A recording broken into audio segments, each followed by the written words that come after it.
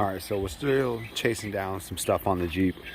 We did get a code on it, which was the P1492, which is actually the battery ambient temperature sensor, which basically what that does is your battery sits on top of it, does the temperature, and it tells your alternator how much to charge it, if it's overcharging, undercharging, keeps it regulated pretty much.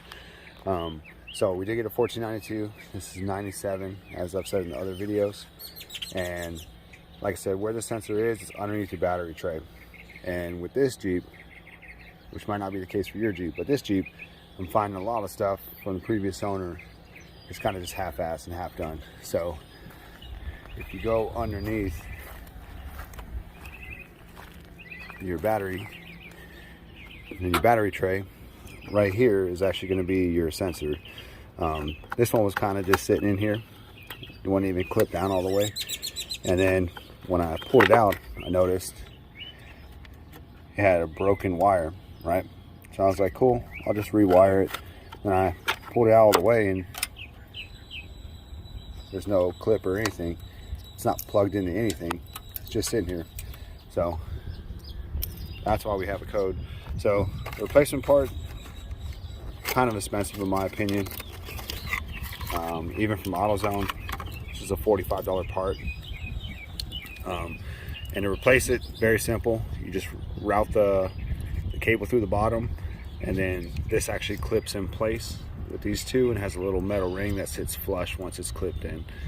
And then once we put this in, that should clear the code.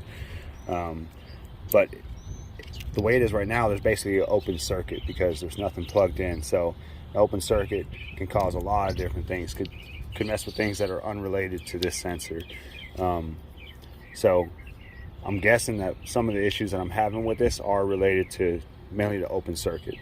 So we're just gonna go ahead and throw this in. Like I said, it's real quick. Just pull the battery out, slide the cable through, pop it in, plug it in.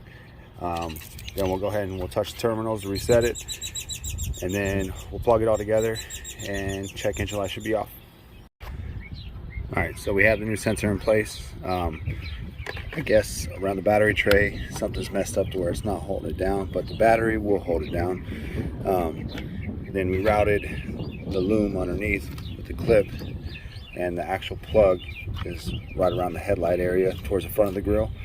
Just plug them in together, tuck this out of the way so it doesn't get damaged, and then we'll put the battery in and start it. Alright, so after replacing the battery temperature sensor, check engine light is gone, and there's no codes. I cleared it, drove it around, and it seemed to clear all the open circuit as well as that code that it was storing for the battery temperature sensor. So quick and easy. Like I said, the part's a little expensive, more expensive than it should be for what it is, but easy enough to do, and definitely a do-it-yourself job.